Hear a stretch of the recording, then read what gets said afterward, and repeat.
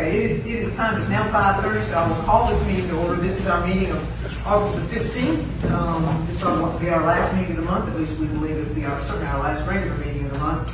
If you would please, we will start with Pledge of Allegiance, followed by invocation by Alderman Stark, and then a moment of silence. So if you would stand with me. I pledge allegiance to the flag of the United States of America and to the republic for which it stands, one nation, under God, indivisible, with liberty and justice for all. Alderman Stark, if you would please. Loving God, help us tonight to focus on our responsibilities to our community.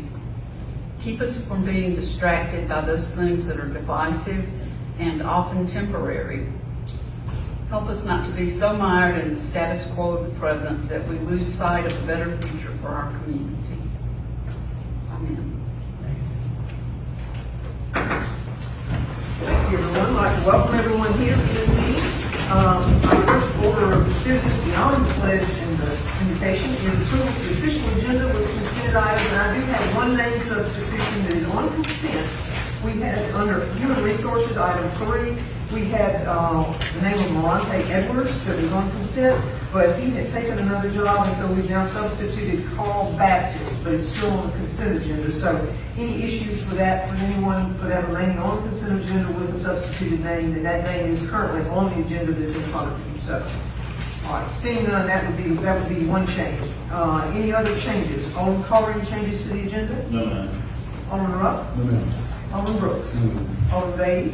Mayor, I'd like to, for the board to consider us taking off the B part on the mayor's business on the lease of the MDOT Highway 182 part, the grant part of section of Highway 182 from the State Department of Transportation, City Starkville, for the board's at time to deliberate and discuss that further. Okay. Does anyone, you want to make that motion? I would like to make a motion. Is there a second to that motion? Second.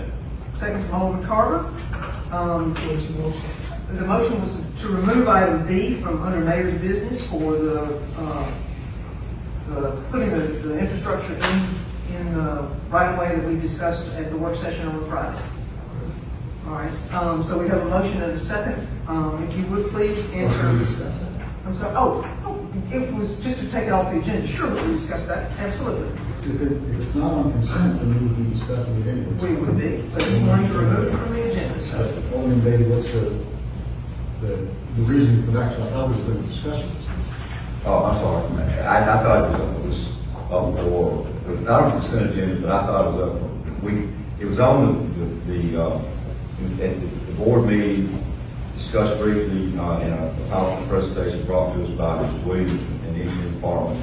There are a lot of questions that I still have about the bill grant in our book and the funding of it, where we are right now. And Mr. Williams, very thorough with your presentation. I really appreciate that. This is a monumental decision the city will make. This will affect our cost of this maintenance of this building, of this section of road going forward will be expensive for us. It would be, to say it's unprecedented is probably true. I've never seen the county or city asking the State Department of Transportation to convey a section of highway that's on state maintenance the state is taken care of to that city. I've seen it go the other way. Almost 100% of the time, cities and counties trying to get MDOT and highway department to put stuff back on the highway system that's been taken off. So I think regardless of what decision we make on it, all rough will be incumbent on us as a board to discuss this further, look at, how this certainly will affect us, how much the bill grant costs. We don't, the highway system, we go in and tear the street like we want to and stuff, but I guess overall, start to kind of hone some numbers down and figure out, can we afford to continue going forward with the bill grant with the idea of being able to pay for it. This is one way to pay for it. At the same time, we're going to incur costs through the maintenance of this road forever in perpetuity. Well, so this is just to remove it from the agenda or to leave it on the agenda? Right, but I'm just saying that it was, I think he had asked me why my reason for wanting to do this. I was following him. So I would obviously, for discussion purposes, I think it's a good thing to leave on the agenda. So I would like to see that happen, but that's certainly a board call. So at this point, I have a motion and a second. If you would please answer yea or, well, let's do, yes, answer yea or nay as you see if it calls your name. We'll do it that way. Motion to remove item B under mayor's business. Alderman Carter. Yay. Alderman Rowe. Nay. Alderman Brooks. Yay. Alderman Beatty. Yeah. Alderman Sistrum. No. Vice Mayor Perkins. Nay. Alderman Marsh. Nay. Is that yea? Nay. Nay? Okay, all right. So the item will remain on the agenda, and we'll have further discussion when we get to that point. Thank you. All right, anything further, Alderman Beatty? No, Mayor, thanks. Alderman Sistrum, any changes? Vice Mayor? Alderman Vaughn? All right, thank you. With that, I need a motion to approve the agenda with the consented items as amended with that name substitution. All those, motion? Thank you. Motion from Alderman Rowe, do I have a second? Second from Alderman Vaughn. Now we'll do, all those in favor, please signify by saying aye. Opposed? All right, thank you. We have an official agenda with consented items, and I will read the consented items. Consideration of the minutes of the July 18th, 2023 recess meeting of the Mayor and Board of Aldermen of the City of Starkville. Consideration of the minutes of the July 28th, 2023 work session of the Mayor and Board of Aldermen of the City of Starkville. Consideration of the minutes of the August 1, 2023 regular meeting of the Mayor and Board of Aldermen of the City of Starkville. Under Mayor's business, we have consideration of the approval of 2 MOUs, which total $2 million, related to Mississippi House Bill 603-2023, and appropriations for the Local Improvements Project Fund between the City of Starkville and the Mississippi Department of Finance and Administration for the Main Street Project. Under Department of Business, we have D, Community Development Planning, consideration of Final Plat 23-07, a request for final plat approval for Kate's Bank Lots 1 and 2 at City Block 72 at 400 University Drive in a T-5C zoning district. Under Engineering, we have 1, consideration of selecting Burns Cooley Dennis Inc. for construction materials testing services for the Needmore Center redevelopment project for an hourly rate with a total not to exceed $25,000. 2, consideration of approving the proposal from Neil Schaefer Inc. for constructability and design review for the Highway 182 revitalization project redesign for a lump sum of $105,000. 3 is authorization to apply for the Transportation Alternatives Program with the city and any partners to provide a 20% maximum match for the cost of the grant if selected. 4 is approval of Neil Schaefer Inc. as a preferred consultant to provide engineering and planning services for the Safe Streets for All SS4A Starkville and Mississippi State University Action Plan. Under Finance, we have 2, acceptance of the July financial statements. 3 is acceptance of the fiscal year 23 budget adjustments. 4 is request authorization to the city clerk's office to advertise for source of supply for the street and sanitation general city for period of 10.1.23-9.3.24 for a period of, October 1, 23 to September 30th, 24. I'm reading it like it was a parcel number. Fire Department's consideration of accepting the quote from Empire Truck LLC to perform needed repairs to Engine 5 in the amount of $11,464.22, with Empire being the nearest certified repair shop in order to decrease the amount of time Engine 5 is out of service. Number 2 is request emergency authorization for repairs for Engine 3 at Waters Truck and Tire Service in Columbus, Mississippi, where it was towed as per Mississippi Code Section 31-7-13 sub K, and that an emergency existed such that the delay to give opportunity to continue to search for a second quote for repairs would be detrimental to the interest of the governing authority as well as the health and safety of the citizens. Under Human Resources, we have request authorization to hire Caleb Campbell and Caleb Pugh as entry-level firefighters in the Starkville Fire Department. 2 is request authorization to hire Jillian Dutcher as the temporary full-time deputy court clerk in the municipal court department. 3 is request authorization to hire Carl Baptist and Tyler Jefferson as temporary sanitation workers in the Sanitation and Environmental Services Department. 4 is consideration of the discipline recommended by Starkville Fire Chief Charles Yarborough as a result of Article 6.1005 for a Starkville firefighter. 5 is request authorization to modify the fiscal note for the payroll Human Resources Assistant position for the Human Resources and Utilities Department. 6 is request approval of the promotions of Marquandra Starks to the rank of sergeant in the Starkville Fire Department. Parks is consideration of the acceptance of the business and operating plan for the sports facilities management. 2 is consideration of the lowest quote from LimeWire Electric quote for electrical hookups in the Travis Outlaw Center for the curtain installation in the amount of $15,000. And 3 is consideration of the lowest quote for Parker Sand and Gravel for Mason Sand to resurface the Cornerstone Park outfields in the amount of $6,300 if available in the next 6 weeks. And the next lowest quote of $9,000 from Ronnie Jones Construction if not available from Parker. Under utilities, we have consideration of the approval of a contract with East Lee Boulevard Water Association for fire protection service using their existing water lines and fire hydrants. 2 is request approval of work authorization 23-02 from Clearwater Consultants to provide engineering contract services related to activities at the Starkville wastewater treatment plant. 3 is request approval of general services contract with Capital Company to provide as-needed engineering contract services for utility services. And 4 is request authorization to approve the sole source quote from Central Pipe Supply, Inc. for meter only in the amount of $9,712.88, in that they are the only provider of Badger meters in the area. And that concludes our consent agenda items. Thank you, Mayor. Yes, sir, my pleasure. That moves us to announcements and comments, and under mayor's comments, I have several, but first I want to welcome Corporal Bibbs. She was in charge, and her 2 children, by the way, so we're happy to have them here, but she was in charge of National Night Out, which I thought was a tremendous success. We had a huge number of people there, well attended by the community, and I wanted to, number one, give her kudos, but also let her tell us a little bit about it, because she's done all the work that's basically made it grow as large as it has over the last several years. So, Corporal Bibbs? Chief, that's okay with you, right? Yes, ma'am. Okay. So nice to meet you all. It's a pleasure to be tonight. A little nervous, so just bear with me. But I'd like to say thank you to Chief for always pushing all the officers to do well. And thank you guys for having me to be part of the team. And I want to say a special thank you to you for when I came to you and Chief and Assistant Chief came to you, you contributed to this huge event that we had. So I'd like to especially say thank you. And mainly to all, this event wouldn't have been huge as it is today if it wasn't for the community. So thank you guys, thank you on behalf of the police department. It wouldn't have been great if it weren't for you guys. If it wasn't for the organizations, all the churches, the organizations, the business owners that contribute to us, that believed in the vision that Chief's been pushing before me, and he has put it in my hands to continue. Each year, the event has gotten bigger than what it is. And this year, it was really, really huge. It was amazing. So I would like to say I have to give hats off to all of you guys and to the community.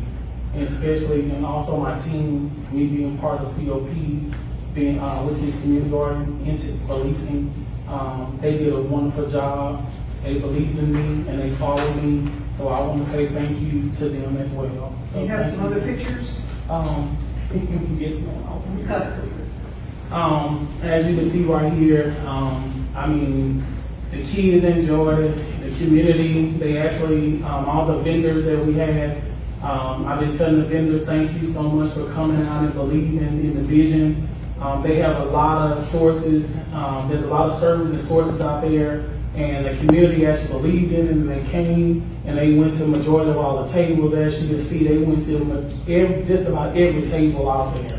The kids enjoyed the game truck. It was something new this year.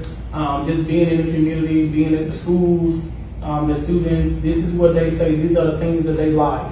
And so do it in the event that the National Night Out was after hours, after school, is during a school day. So it was great to let them come out and enjoy it before they went home, for bed and go do their homework. They really enjoyed the game truck.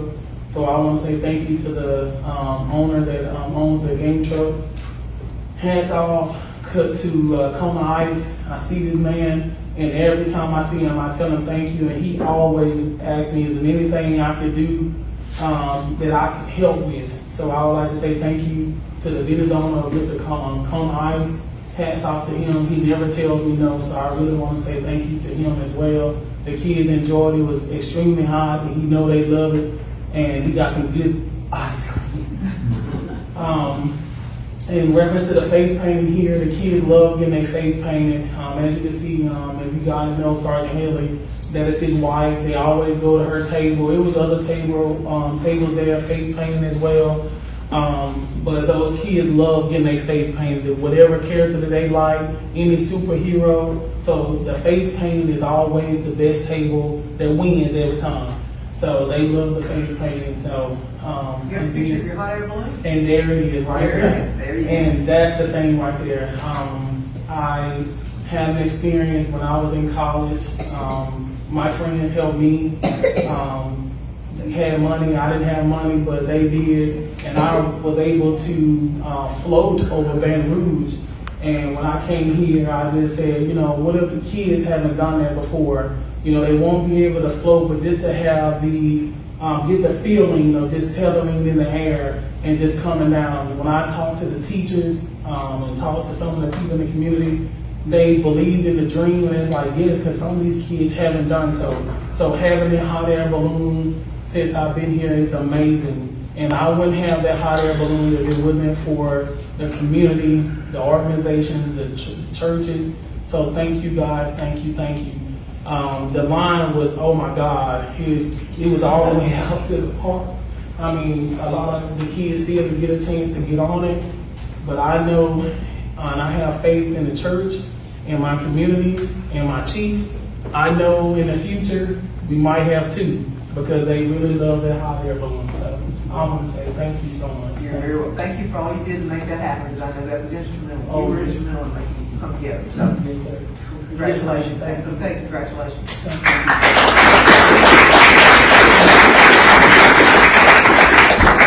All right. So we're, by the way, happy to have the students back. In case anyone hasn't noticed, the students are back. The roads are filled, the restaurants are busy, so that's all good stuff. Also wanted to note that this is the weekend for Little Sturgis. It goes from Thursday through Saturday. They've got bands each night, and they'll be having their normal ride. It won't go through downtown this time. It'll go down along 182. So if you want to have a viewing location to see all the motorcycles go by, probably best in Rick's parking lot. I think he's agreed to let people park there. That's the best opportunity. I think the vice mayor probably may come out and watch too. That's right. That's where his office is. So anyway, Little Sturgis is, we always enjoy having them come through, and so we're excited for that to be happening. And hopefully the weather will be more like today than like yesterday. So, and then that was, I think that's it. That's all I have. So anything else from anyone? Alderman Carter. Alderman Rupp. Alderman Brooks. Just following up on the Little Sturgis information. I mean, people already moved in Kent Road. I'm happy to know that. I'm going to see that. And there's a lot of excitement now. Things are back to moving. A lot of local people here too are involved and having put that on. And looking for big business. What I'm seeing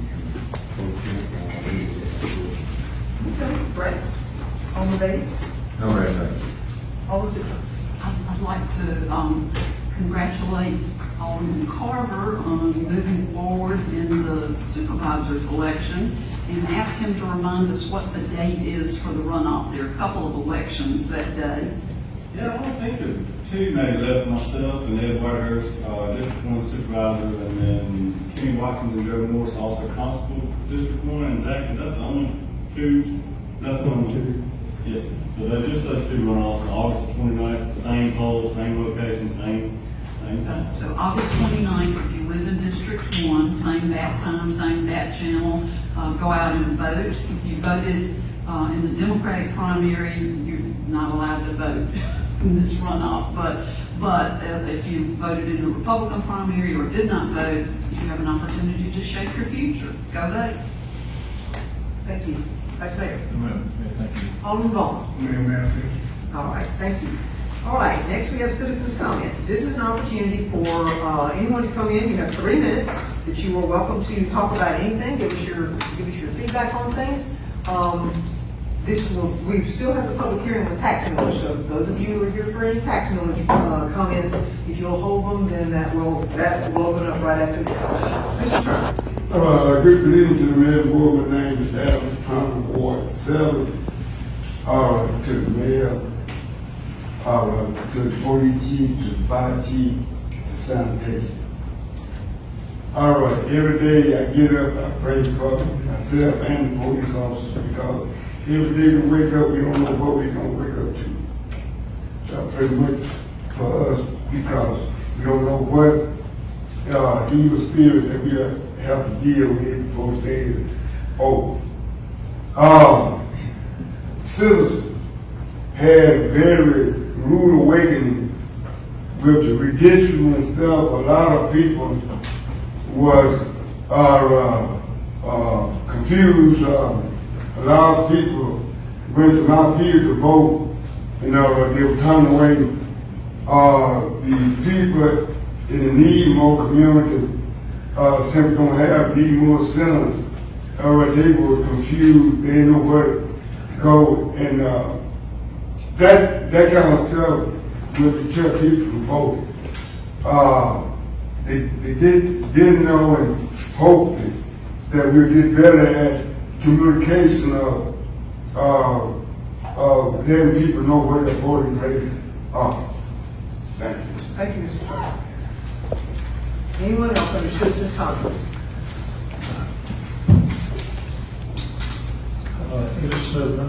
Just a couple of comments. I wanted to address that item that was not removed from the agenda. That's dealing with the MDOT, requesting MDOT to release that section of Highway 182 to the city. And I'm glad to see we're going to discuss this tonight. I was concerned that I know that there's some cost savings on the front end, but I really am concerned about going forward and the cost benefits to the city.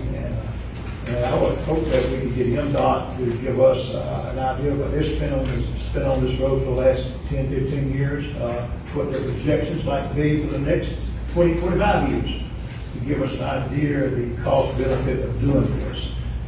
Just real concerned that we may be going to be spending a lot more of our taxpayers' money in the future and not saving significant enough now. That may not be the case. So I just want to encourage you, let's be sure we get a really good cost benefit of what we're talking about here and going forward. So thanks so much. Thank you, Mr. Smith. Anyone else? Anyone else? All right, seeing none, I will close it for citizens' comments. And our next item is public hearings. Mayor, Yeah. something that Needmore came to the email. Oh, yes, I'm sorry. Thank you very much for reminding me. Yes, we have the Needmore groundbreaking is going to be the next Friday, which I believe is the 25th. Is that right, 25th? Okay. At 10 o'clock, we're doing it early enough in the morning that nobody will be sweltering, hopefully by then, if the weather cooperates with us. But that will just be a groundbreaking, so it's an opportunity for us to celebrate it and note that we are making some progress in our park. So yes, thank you for reminding me of that, and I apologize for not having that on my list of things to mention. The date again, The 25th at 10 o'clock. We would normally be having a work session, perhaps on Friday, but in this case, because we have the 5 Tuesdays, we won't be having a work session on that 25th. So we made it at 10 o'clock. Hopefully, again, using the best part of the weather that we can get. It's the coolest time anyway. So we'll be doing that. We'll do a little shovel work and have a photo op, and hopefully the community will be excited with us in order to get that started. So thank you. Okay, now, public hearings. We have our first public hearing on the tax millage and the fiscal year 24 budget. This is a proposed, those of you who are here, I'm sure saw on paper that it's a proposal for potential 1.87 millage increase. That would take us to 32 mills. We have discussed it in work sessions, a couple work sessions. And so that's where we currently are having a proposal, and that was published appropriately twice in the paper. So for anyone who wishes to come speak about that, now is your opportunity. Here for, yes, and give everybody, you know, how many are here, we'll give everybody 3 minutes, or else we may give them a little more, depending on how long someone wants to talk. See you, I know you're there, come on. Don't hesitate, come on up. Be up here. Hey, I'm not really complaining tonight. I'm really not. I know, since this administration took taken over, we're collecting about $2 million more in everyone's taxes. We're collecting about $1 million more in sales tax. That's about $3 million more that we're spending today. I just want to encourage you to do diligence and make sure that the things that we're doing with this, we got a cost benefit to it. Let's make sure that we can maybe go back and look at how we do things and make sure we spend the taxpayers' money the best possible way. So the 1.87 mills increase will generate about $600,000 almost. So, and we'll have another, just from growth and from reappraisal, we'll have another about 500,000. About $1.1 million this year, additional money to spend. So that's encouraging. I'll go back to the. I'd like to mention the audit. We just finished the audit for 21. And it's hard to do a budget with an audit that's running a year and a half, 2 years behind almost. I want to encourage you to try to, let's get this audit out quicker. In that audit, it was a $4.4 million adjustment made prior year, going back to the prior year, this audit was $4.4 million adjustment. I don't know if it significantly affected the outcome of the audit or not, but that is an adjustment that had to be made much later than you'd like to see it. Hopefully, we can get 22 audit here in the next 3-4 months, so we can do a better job of budgeting and knowing where we stand. So maybe that'll help. Sales tax, I know it's kind of flat. Some of our sister cities are doing better. One up north is doing much better than we are. I'd like to encourage you to look at retail, see what we're doing on the retail side of this thing, try to move this retail sales tax up, so we can stay up with them. That would be helpful too. So thank y'all for what you do. Appreciate it. Thanks. Thank you, Mr. Smoother. Anyone else?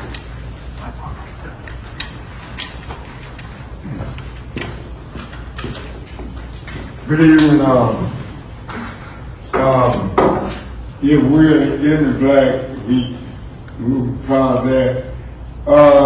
If we have any emergency that have to be taken care of, bags, whatever, let the citizens know why and for what reason that we doing what we're doing, trying to stay in the black.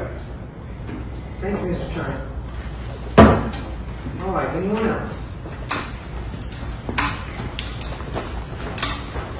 Good evening, y'all. My name is Philip, and I am privileged to serve the city as the director of the library system.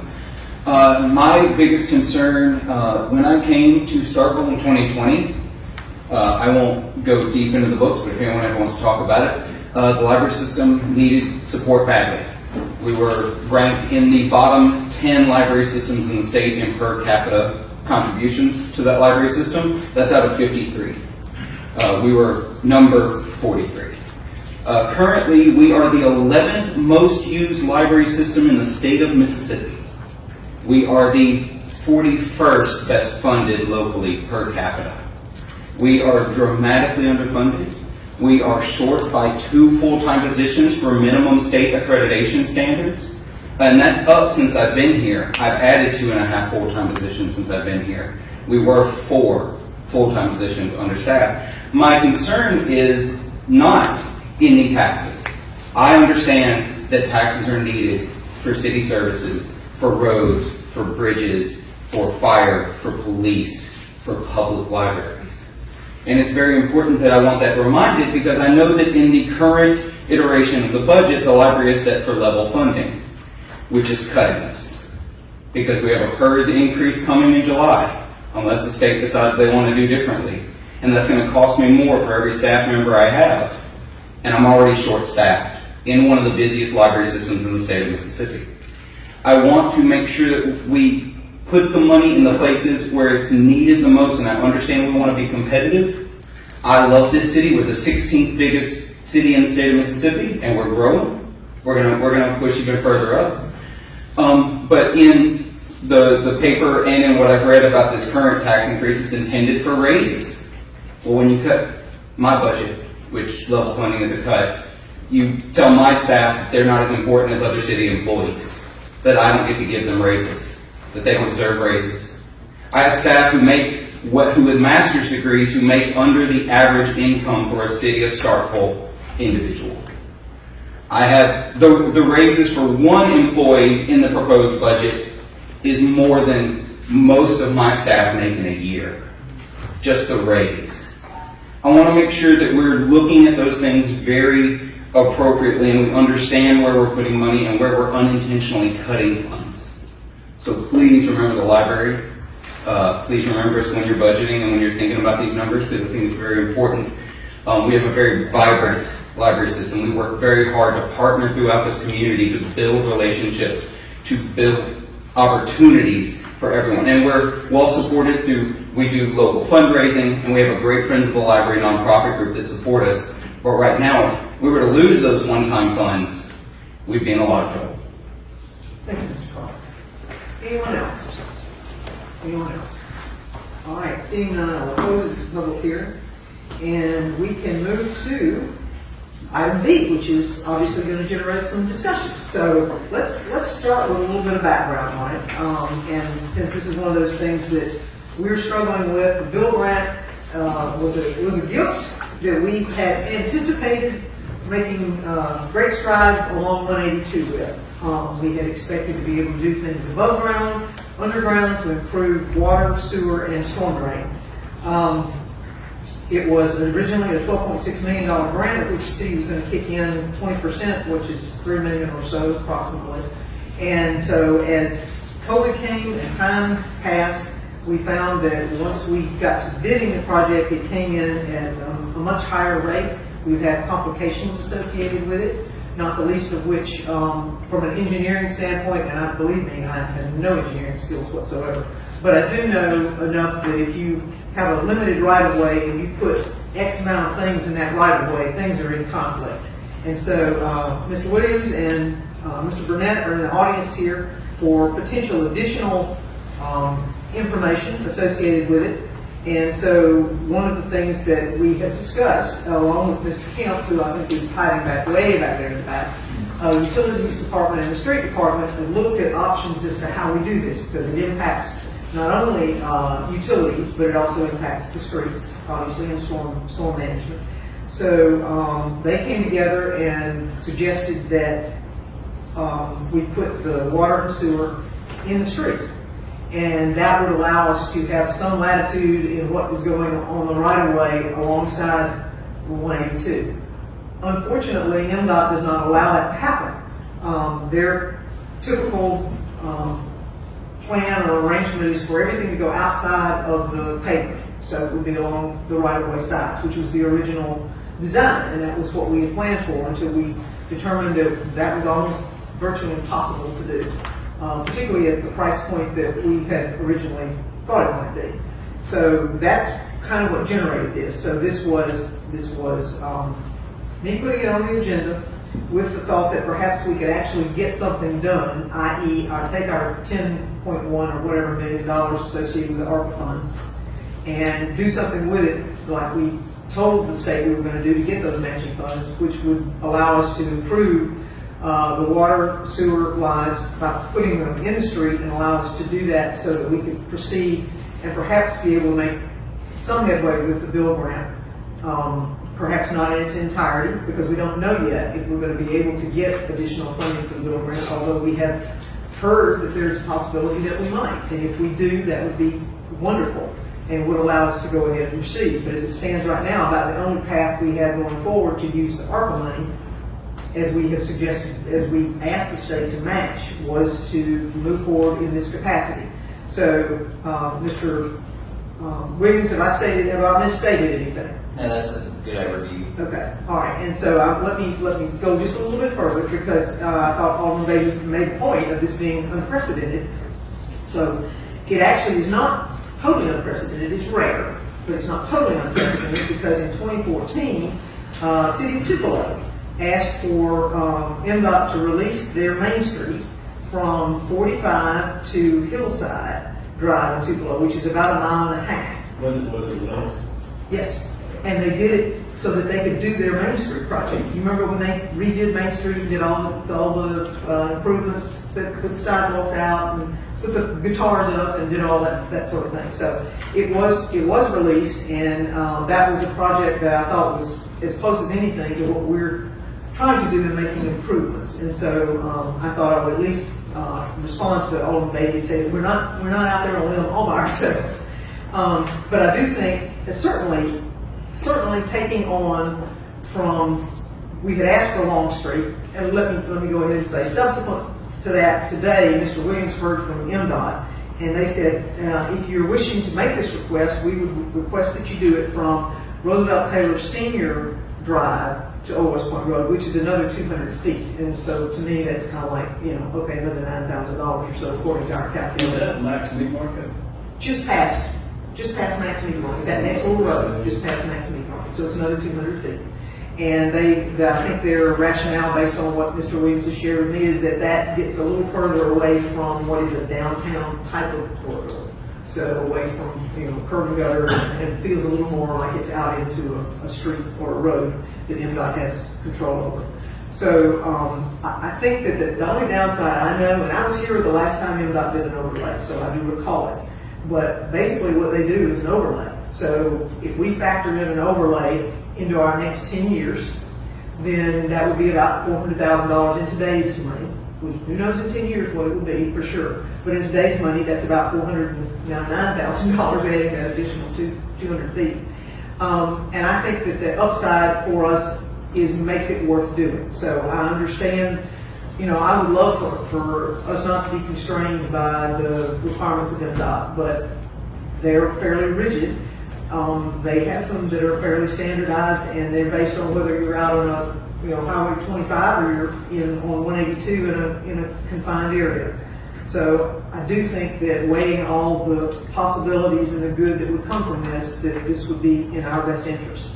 I also have been told by a former Mississippi Transportation Commissioner that in some cases MDOT will say, if you take the road, then we will give you the value of this one last overlay, which is about $400,000. And so I certainly would ask for that as a part of our request if the board agrees to move forward with this. So that's kind of bottom line. That I don't think that I've said anything that is incorrect. I may not have fleshed it out as much as I might need to, but if you have any questions of Mr. Williams or Mr. Burnett or Mr. Kemp as it relates to putting those water and sewer lines in the street, as opposed to trying to fit them in along with C-Spire and Atmos and Max South, etc., and still try to do our project, then I think that they probably can answer better than I. So throwing it open for discussion. Alderman Beatty, we'll start with you since this is of great concern to you. Talking about the road bed itself, and I've heard of MDOT exchanging the value of pavement or going into town one time and said, we'll overlay one last time before we take our highway system. That happened to us when I was in a long time. This is jointed concrete, which means this road surface is not as stable as an asphalt surface road. And it's 1935 type concrete, expands and contracts, which makes it more unstable, and it's going to break the asphalt that you overlay over it, fissure that asphalt, and makes the overlays, the necessity of overlays more frequent, I think, than if this were an asphalt base. Mr. Williams, is that not correct? If you had an asphalt base, I mean, you got a solid concrete highway, but it's just the asphalt you put on top of it is going to break at some point in time, right? Mr. Williams, if you would come up just so that we'll have you, I mean, I realize you're not being Facebook Live right now, but we'll do the best we can in terms of making sure that you're Right here. On that, what happens is their joints reflect up through it, and so whenever you have a concrete base, you do have to take care of that with the joining. In our design plans, they had that taken care of. On that, the pieces that are going to be held are taken care of. And I think last time it was overlaid was 2013. I wasn't here for that, but so roughly it's been 10 years since then. You see what it's doing right today. So as far as that goes, it does need to be taken into consideration. Within But 5 it years, can we'll be. probably look at whoever. Mayor, and I address this to Mr. Williams and also to you, where are we? I remember a figure of $16 million. Where are we in being able to take that down to something we can afford with the building? I mean, I heard 3 or 4 million, 4 or 5 million, something like that, but we still 6 or 7, 8, maybe $8, $9 million out. And I guess what I'm saying is, we'd be prepared tonight with the streetscapes, the sidewalk, what would, I mean, before we could take on a highway, state highway, which will be ours from now on, good or bad. I would hope we'd have an idea of how we're going to close the gap completely and be able to pay for this thing, if we indeed were to accept this section of highway, which would allow us to do what you're talking about. And it is, and we've been working with that. It's going to be an iterative process depending on if your additional funding hits. If the additional funding hits, then you'd be able to do everything you wanted. A worst case scenario, like the mayor talked about, was that if that additional funding didn't hit or something happened to the build grant, then you take your $10 million, that's the ARPA and your NCWI match, and then you do a budget and you do a project inside of that. And so that's how you have to attack it as far as that goes. What we're doing is the Neil Schaefer project that you did on that one. Part of their thing is to help us look at those type of options. So it's really going to be several different options. One, if you get additional funding, this is what you do. If you don't get additional funding, something happens to the bill grant, what you do with your $10 million. And so trying to go that process probably take 2 or 3 different times. And so it'll probably be a couple months before you get down on it. As far as your rate of return, the way that we look at it, talking to the contractors, we asked them, hey, what ran up your prices? One issue they brought up was your distribution, your electrical distribution line. Up under it, you have to lay your sewer first, then lay your other electrical duct bank. They're going to have to relay that. They're actually going to have to do temporary work, about $800,000.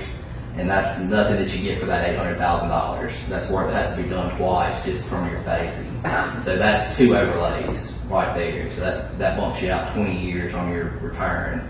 And then your casings on it is another $500,000. That's another overlay. So 2 small items overall project-wise covers 3 of your overlays. So 30 years worth into the future.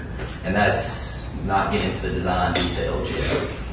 I'm trying to look at it on maybe as almost 2 separate things, because I think the water and Mr. Kemp, you come up too? The water and the sewer, I think, need to be replaced in the storm drain. The storm drain, there's no issues, Yes. and actually that's one thing the utilities are going through right now and cammering everything to see what has to be done. It originally started off as a beautification project. Now with the $10 million in utilities, we're trying to go back through from square one to get the most value for your dollar. That's what we've been trying to do. Is this communication is still on, I mean, what all are we looking at now as far as scope of work, Mayor? I mean, Well, I mentally have separated, and I may be wrong in doing that, but I put it as ARPA money with the infrastructure down 182, if we go that route. And that's the below ground stuff. It improves the storm drainage, it improves the water and the sewer lines. So that's one aspect of it for which we have 10.12, somewhere in there, $1 million. And I'm assuming that will, correct me if I'm wrong, if that will take care of most of that. Is that correct? We're working on it to see exactly what you can on that See portion. how far we can And get. it depends on if we're trying to go outside of it. We've got those numbers. If we're trying to go in for it, it's a totally different number. If you stay outside the MDOT not the right of way, but the MDOT payment, then it's much more expensive than were you to go inside. And so our $10.1 million would be best used, and you get the most bang for your buck by going to the street. Is that correct, Mr. Kemp? Yes, ma'am. Because you can go from point A to point B as opposed to point A to point B to point C to point B. And some of that is not an entirely new line. Some of it is a piece here, and then you jump over and you do another piece, and then you do another piece. And so this allows us to do a full throw of a new water and a new sewer, and to take care of the storm drainage. And that's a big piece of it, because if we don't get the storm drainage managed and get it in a way that we can then use 182 on that south side, then we've virtually done nothing that's going to improve what we've been fighting for a long time, D. O'Connor and 182, which is the Quonset Hut area is just virtually unusable unless we get that storm drainage repaired in such a way that can be filled in and then used as viable economic development territory. wouldn't we want to me though, before we allow MDOT to release that maintenance responsibility of 182 to us, wouldn't we want to know how much, if any, in additional monies, grant monies, or any other source of revenue, so we can kind of I would say baseline, a water baseline, to just understand where we stand as far as financially before we take some, because if we sign off on this thing tonight, and MDOT conveys that to us, and we don't get the grant money, and we're still out X number of $1 million, something like that, I mean, where do we cut, what do we do to be able to bring this thing into budget where we can afford to, without, raising millage with our property taxes, support something additional to property taxes? What do we do? Well, that's a policy decision, so. Well, I mean, that's kind of what we. Absolutely, I agree, and so the question then becomes, we can do underground, what can we remain to do above ground? Because the Bill grant was more of an above ground, as you said, I mean, it had all the things about the lines going down for beautification, trees going in, biking, pedestrian, sidewalks, all that sort of thing. So I would say to you that if we don't, if the Bill grant is something we decide we need to turn away, we've been doing a mill to cover our portion of the Bill grant, which was $3 million or so. So we could take that $3 million and do something above ground to improve that area, but we would probably end up doing it in phases. But I do think that area is part of our central business district to me. And with it, until we do something to make it better, it's not going to develop like it should, and it will not be a flow from there up to downtown like I think it should be. And I think it needs to be part of our community in a way that matters. And I don't think it's a lost area for economic development. The only concern is if we did get additional funding and we scaled things back and walk away, I don't see us walk away from it. But something, scaled significantly back, we own highway, we own 1.3. One, just right over one, it's like 1.02, I believe, is what the We number. own a mile, basically was mostly the three, it's not just 2 lanes, 3 lanes, the turn lane, section, Mississippi Highway, 182. And so, I'm just concerned, I was hoping we could put the financial pieces of this together and figure out, based on what we have in revenue, what we could do with the project that might allow us to do it without having to take the highway off, the section road off the highway system. Before we take it off, and if we got to scale it back, we don't do it, whatever, we own the highway. I mean, that's no part of it. Well, you and I kind of monopolized the conversation, so let me see if I can go a little further down on the road. Yeah, Cody, can I ask you to move one way or the other? I want to address this to Mr. Smith because I think this is a big enough issue for the community that needs to be socialized and talked about, which is why I wanted us to do this this evening. And really what we're looking at is a almost once in a lifetime opportunity to get maybe $30 million, let's get that on that money, for pennies on the dollar to do things to spur further economic development, retail, hotels, restaurants, whatever, on 182, that is parts that are blighted. So we have to weigh that against our investment with the million, and also we take it over from MDOT, which is one meeting, an investment of, I'd say, a minimum of $500,000 10 years from now. And I really don't know the answer to that, but I think it's a discussion that we need to have as a community. I know Mr. Smith and you will be discussing this, and I'm very sincere saying I want to hear what those discussions are, because you're listening to what we're trying to figure out, right? And you've been in the seat, you know what this is like. So anyway, I encourage you to be a part of this discussion. At the end of the day, we've got to set the policy and set the responsibility. But I think in the meantime, we need to be discussing this. And I would really sincerely encourage you, everyone here, to, if you have thoughts on it, talk to your neighbors, let us know. We're weighing the risk of having to spend $500,000 or so 10 years from now versus maybe getting this $30 million that could transform 182 in those blighted areas. It's not an easy decision, but I appreciate input and thoughts from other folks. Okay, thank you. Alderman Brooks? I'm just looking at the numbers, Mayor, so you're talking, we got $6.3 million when we got that match, correct? Yes, well, 10 point something went to building Main Street. So we're talking 10 Yes. down there. Yes. And then the 12.6 in the middle. That was the So that puts us at about 24. Yes. $23 million. Yes. what we're looking at. And then the bid came in at 33, so we're shy somewhere in the neighborhood of 16.5 million. If you don't count our 20% match associated with the original bill grant. Mayor, may I say something real Well, quick? what- I just Alderman- want to say, Alderman Brooks has I just want to the floor. recognize somebody in the audience before we do that. I'd be remiss if I didn't recognize former Alderman Martin Leafridge, who's also here. But and just I'm glad to have you and all the former Alderman Smith and also thank you. Alderman Brooks, would you continue, please?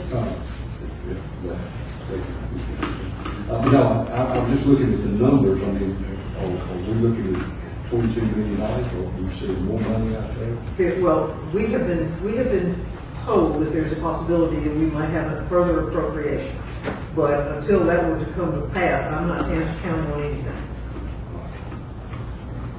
So that's the reason I have myself separated the two, one from the other, because the bill grant is one thing and using the ARPA funds to do water and sewer is another. I do think at some point in time, it would be appropriate for the city to, if we can't use the bill grant because of, we just don't have the funds to do it as they have it set. Because that's part of the restrictions of the bill grant is from 182 to Long Street, it required us to do X, Y, and Z, and all this X, Y, and Z is what adds up to the 33 million that we can't afford. So if we can't do that, then we probably should turn the bill grant back, which I'm loath to do for lots of reasons, but that put it back on our lap for us to do at least something in phases, and I would suggest that we look at doing something from the O'Connor to Jackson, and then perhaps Jackson to Montgomery, but we would have to phase those improvements in and do it pretty much ourselves. Yeah, I mean, I've seen the water, I mean, I've been in Russ Rogers' office for a number of years, and I've seen the water at Jackson Street.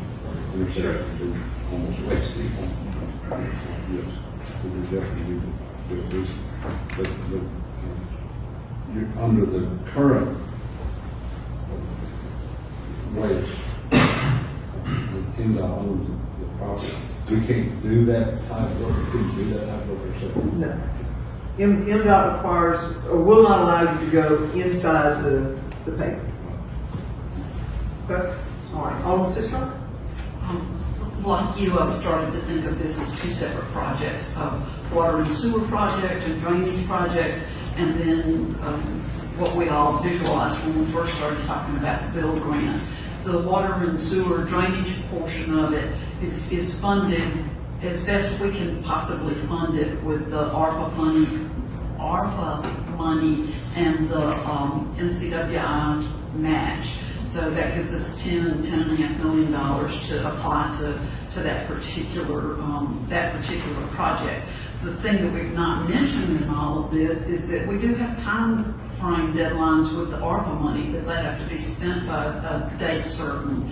And so a delay here, a delay there, you push construction seasons. At some point, we run into not being able to get the money committed and spent timely. So I think as we look at the street as being a portion of just being able to address the water, sewer, drainage issues that we know are down there, there's no reason not to move forward with it. We've taken State Highway before. Actually, we didn't take it. It was given to us before with Louisville Street.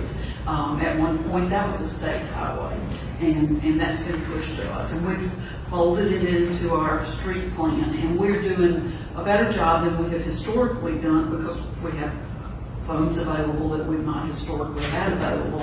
And we're planning, the engineering department is doing a lot of work toward planning street maintenance cycle that lets all of this be much more predictable and to be able to plan for it, to be able to fund it. And we would just follow this section of 182 in with our other streets that will be maintained in future years. But I think it's important. I think the street, the water, sewer, drainage portion of it is as important as the other part of the project.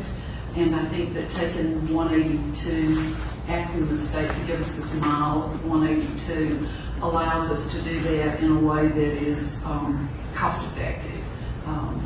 Because if we have to do it outside the curb, it just isn't, we don't have enough money to do it. So I'm sorry, Vice Mayor Perkins? No comments to say. Alderman Vaughn? Yes, ma'am. Thank you, ma'am. Alderman, that's the first thing I was concerned about, the deadlines.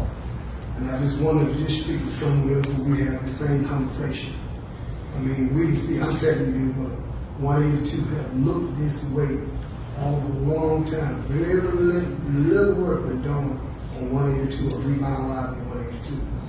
Highway 12 is already full. So where we go when people want to come in and try to start up development? Where do we go? And we know we got a deadline we're dealing with. But somewhere down the line, we got to do something with the flooding on 182. Somewhere down the line. Somewhere down the line, it flooded all the way down to the school, to Peter Rock. All that's flood. That's all that's been flood zone. So we say we want to do what's right for the people. What is right for the people? It's to do some of these things that need to be done. And I think 182 is very important in every school we got. We really need to do something about it because the deadline is the clock is steady ticking. It's steady ticking. While we trying to decide what we're going to do. We got to do something. And all of it, part of it in your ward, part of it in Vice President ward, part of it in mine. So we got 3 officers here. We can't make a decision on what we need to do to enhance our community. You know, we got to do something. I know all the money are there. Give her a chance to talk to the state. But I want to give her a chance. That's all she had to do. Give her a chance to see what they're turning over to us. We don't know what they're turning over now. But she needs the opportunity. She needs a chance. We can give them that chance. Let them do it. Just a second, I'm going to answer one question. Do you have how is the timeline scheduled? You've looked at that, so give me. So one of the reasons that the costs originally on the bids were high is because we're bumping up against the original deadline for the build grant. And so I think we had about 15 months in there towards construction schedule. And that's one of the reasons it was high. One of the things that we've asked verbally with Federal Highways, and they said they'd work with us, but we have to work through that, is additional time. So trying to push that back and have more time. And that's the bill grant. The bill grant, so ARPA. So the Federal Highway side will be the one that covers the bill. So to your question about how do we go about this, talking about the scope changes, they're trying to code those scope changes to get it down into budget. They agree with us that they know we kind of got bit with COVID and several things way beyond our control. So they've said that they would try to do what they can, but till we sit down and kind of do that iterative process on the design portion of it to find those numbers of what we can get into to try to get it within the budget. So in the timeline, we're going to have to ask about the 2 years to push out, to have enough time to add the construction time onto it to where you're not pinching the contractor and therefore escalating your costs. Again, we've formally been told 2017, but that's the build project. But the ARPA deadline is different than the build. And I didn't pull that because the build is the tighter one because pretty much to hit the build, we'd have to be turning dirt today type thing to be able to hit that. So there's no way to hit the build dates without an extension on there. And that's what we've had those discussions is to try to see about spreading that out. My understanding the ARPA deadline is in 2016, but I see your hand. 26, I'm sorry.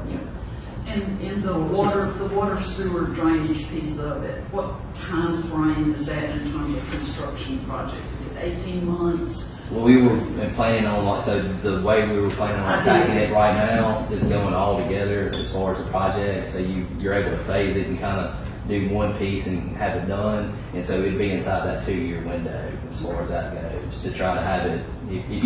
If you have your build grant money and you have your ARPA and MWI, all one project for that portion of it. If you only had ARPA money though?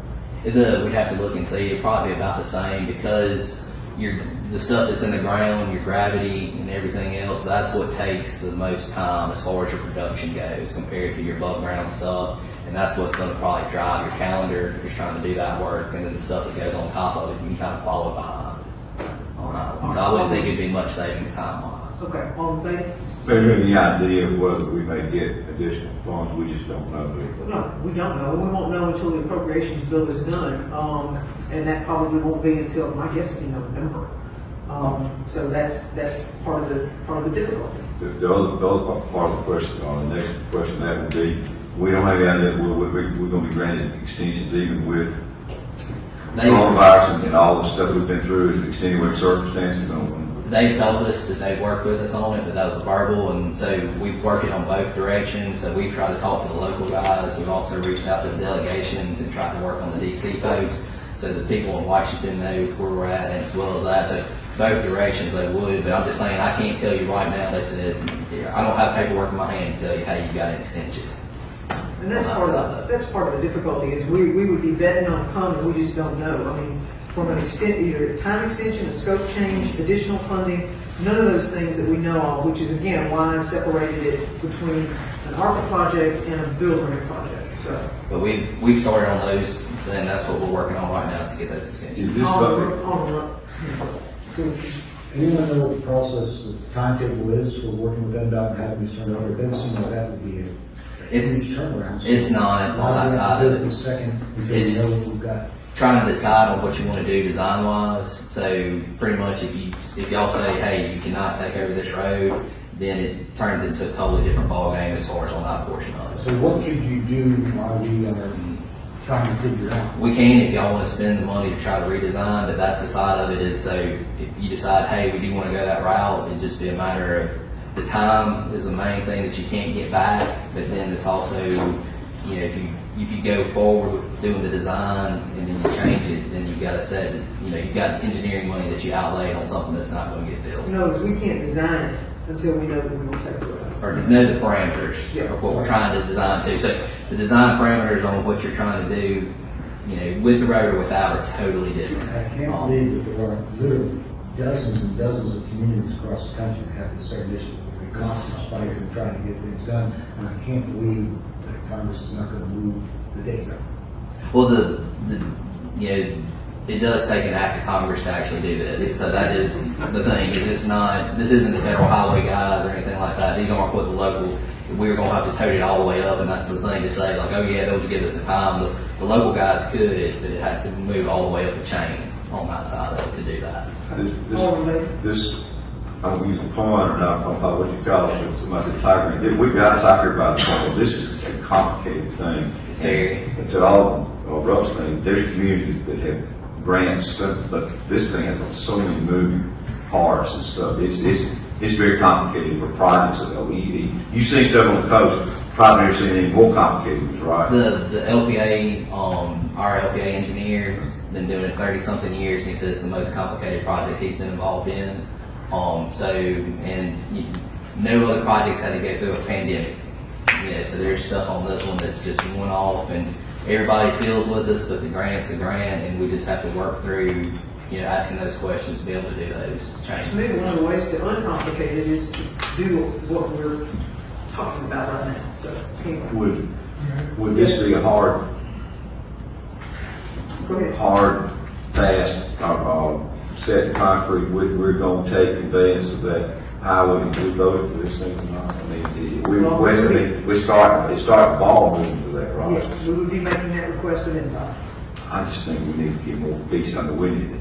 Right now, at this point in time, the board, the mayor, all of our engineering, the best minds we got, we need to start focusing on this thing. If the board needs to meet a special call or workings just for this, and bring us and try to decide how we're gonna get a handle on this, and whether, if we can afford to pay for it, and if just, how soon do we know for this additional, we don't know when, if they would grant any additional money, we don't know when that come, and that, we just kinda in limbo on some of this stuff. They heard verbally, they told us it could be coming, but I don't have a timeline as far as that. And the same idea, if you bet on that, I can't tell you, oh yeah, you got this money coming until you have it in hand.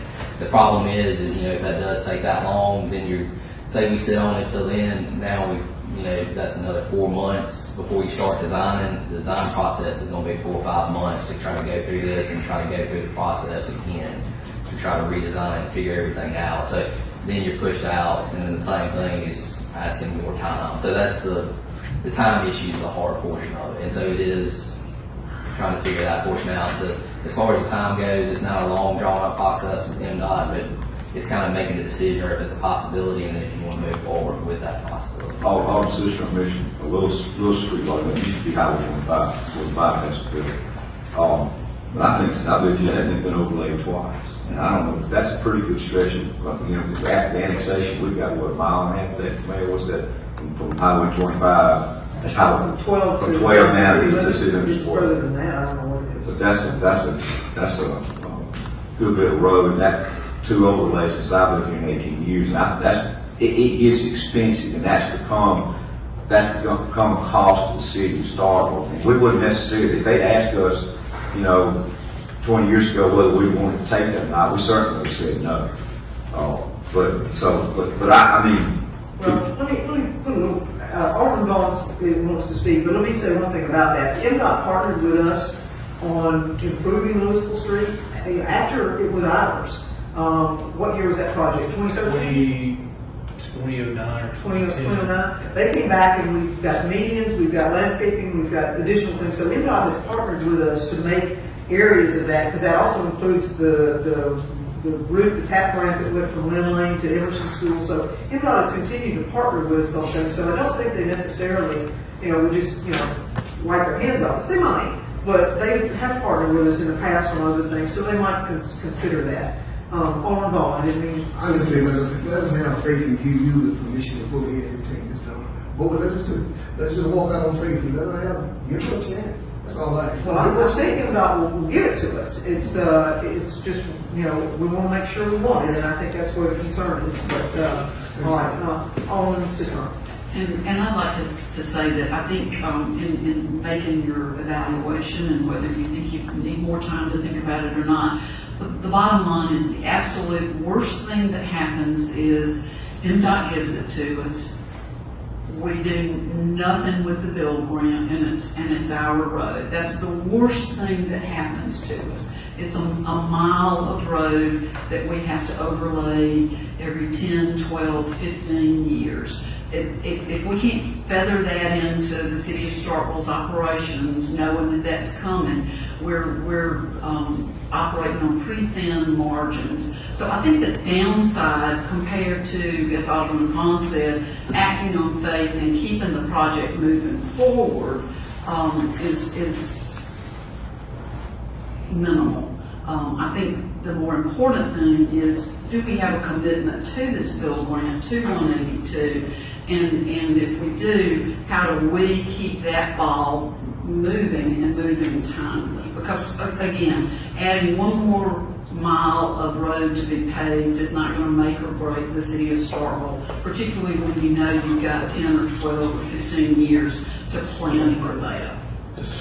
All right, on the car. I was going to say, I've heard a couple of comments. If you were removed or rejecting the build grant, is there some kind of mark or something? What do you call that against the city for the rejection of the bid? And is that a true thing, right? There's no lies table, and I believe it.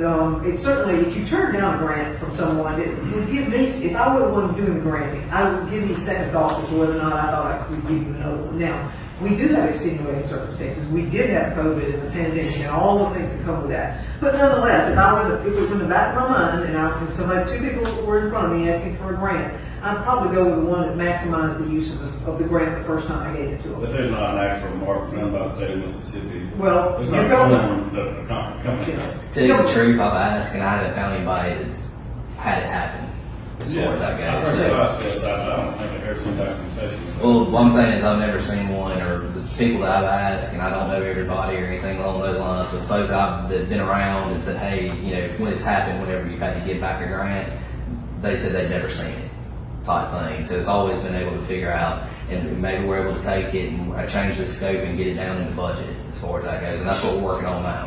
I think that's really important, and I think that, you know, stepping out on faith and saying, let's go forward, and faith's a good thing, but at the same time, we need to know what we pay for this thing. We need to know what the scopes of what the work's gonna be, and we need to renegotiate with the grantors, the federal government, with MDOT, and the scope of work and stuff to try to get this down. I think we need to do that before we sign off on taking conveyance of Highway 182 through the city of Starkville to the city, where it's on the highway system now. And I know that just comments about, you know, well, that's just one more road, we can afford to pay for it. So that, the essence, I understand $400,000, and that's today's money, right? And so that's one more $400,000 road on our highway, on our street system that we'll have to pay for at some point in time. And, we just issued, or paid for, able to pay for, $4.5 million, $4.3 million worth of general obligation bonds for paving, street paving, this year. At the same time, we are grappling with how to balance $27.5 million general fund budget. And that a 1.8 something mil increase so we can balance our budget. And so it's just not a lot of money laying around. And we're like every place else, we've got to be diligent. And part of being diligent is not necessarily stepping out on faith. We want to do these nice things for the city. At the same time, we want to know that we can afford to pay for them as we go forward. Mayor, Thank you. All right. Well, we have had discussion, consideration. Does anyone want to make a motion as it relates to requesting this release? I move that we make a request for the release of that 1.02 miles of Highway 182. Do I have a second? Second. I have a second from Alderman Vaughn. So Alderman Sistrunk, Alderman Vaughn, I think we've had a thorough discussion. And so if you would please answer yea or nay, the city clerk calls your name, and start with Alderman Vaughn. We'll start trying to alternate from one end to the other. Alderman Vaughn. Yeah. Vice Mayor Franklin. Yay. Alderman Fisher. Yeah. Alderman Lane. Yay. Alderman Brooks. Yay. Alderman Rupp. Yeah. Alderman Carter. Yay. All right, by a vote of 4-3, the motion carries.